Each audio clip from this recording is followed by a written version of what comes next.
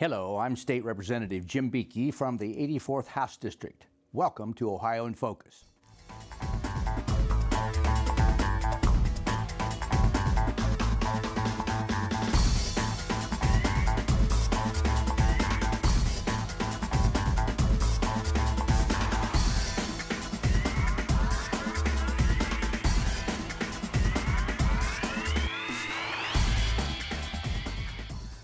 Hello and welcome to this edition of Ohio in Focus, a program that brings state government to you. I'm your host, Brad Miller. Today I'm speaking with State Representative Jim Buchy, who serves the 84th House District, which includes all of Mercer County and parts of Audelaize, Darke, and Shelby counties. Representative, thanks for joining us again. Well, good morning, Brad. It's great to be here this morning. So we're a little more than a month into the tax changes. The tax changes that were included in the budget took effect September 1st.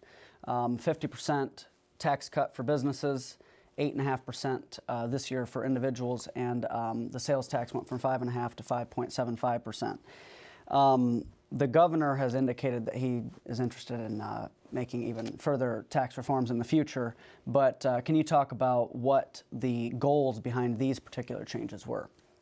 Well, of course, the long-term goal is to eventually eliminate the personal income tax. At least that's what I support. And the governor obviously is heading in that direction because from a personal and business standpoint, the most important business tax there is the personal income tax. So what he's done and what the legislature supported was putting together a tax reform package that ultimately is going to reduce taxes to Ohioans by $2.7 billion the first year and then go from there. So what we're after is to get more money in people's pockets and take care of essential government services and continue economic growth. In other words, we're still all about job creation in Ohio. So that's the purpose of this particular package. One interesting fact, the Ohio Department of Taxation has indicated that for average Ohio families, only about 35% of their spending is subject to the sales tax. So it excludes certain spending. Oh, there's no question about it. Food, for example, there's other goods and services that there is no sales tax applied and will not be and has not been in this new package. The important thing, though, is that for every Ohioan that files a state tax return who has income, they are going to get the first year, as you indicated, an 8.5% reduction in the personal income tax, and then the second year will be 9%, and the third year 10%.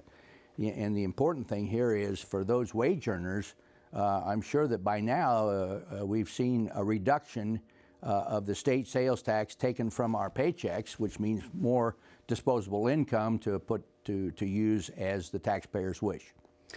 So as we mentioned at the top, we're about a little more than a month in, so it's too early to see long-term trends, but can you talk about the importance of continuing contact with constituents to see how these changes are impacting them? Yes, we obviously are most interested all the time with what constituents of the 84th House District feel about lots of issues, and so I would hope that they would respond by taking our survey. We put out a monthly survey, and I would remind people that it's tinyurl.com/Buchy, BUCHYOCT.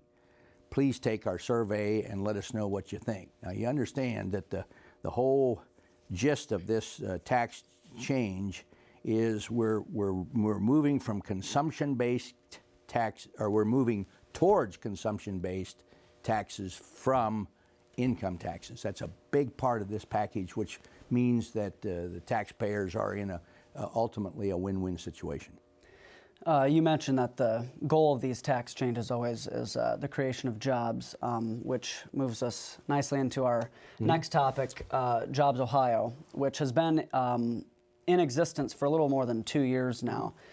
First, for anyone who might not know, can you give us some background on what JobsOhio is and some of the background of what it's been working on? Sure. Well, JobsOhio was a creation to separate development from the Department of Development an entity that's focused totally on job creation, and it's a non-public entity, and it has a director, and is managed by people from the private sector who have lots of business and industry experience, and the proof of the pudding is we're creating jobs. And we've had businesses we've had over 500 businesses that have expanded since this went in place. We're attracting new businesses to the state. We have created over 50,000 new private sector jobs while retaining over 140,000 existing private sector jobs. In other words, the whole point of Jobs Ohio is focus on what the governor and the legislature want, and that's job creation. So, and it's working. In my district, for example, we have a company in Salina called the Cassad Company that Jobs Ohio, in working with the owners of the company and local economic development director and so on, have put together a package that immediately is creating 59 new full-time jobs. I mean, this is just one example in the 84th House District that is a direct positive result of Jobs Ohio being created. We'll move along to an issue in the schools. The fall sports season, which you're a huge sports fan, is well underway now. While everyone wants to win, the most important factor is always player safety. Sure. And I understand that for some schools, chiropractors serve as the team doctor, or the person who is on the sideline. And I understand this is the case in your district. Can you explain what is at issue right here? Well, what's at issue is that as of this fall, and you're right, football is well underway, and you've got tennis and golf and soccer, a lot of fall sports going on where injuries are always a possibility, and particularly as it relates nationwide, the discussion that's focused on concussions as it particularly relates to football.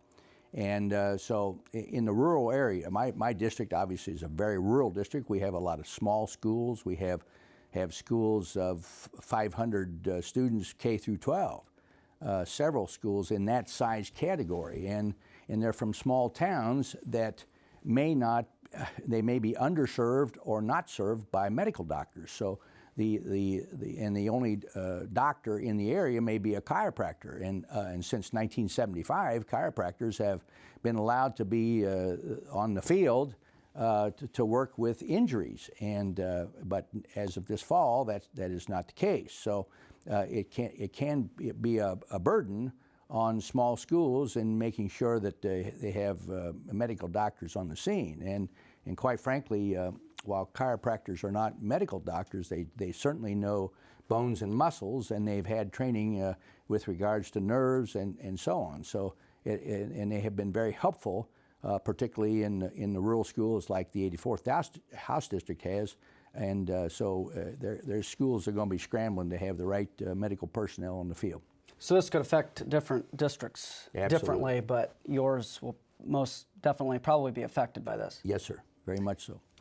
And here again, I would be appreciative if my constituents would respond to our survey and answer the question, because we'd like to know what the people in the 84th think about this particular issue.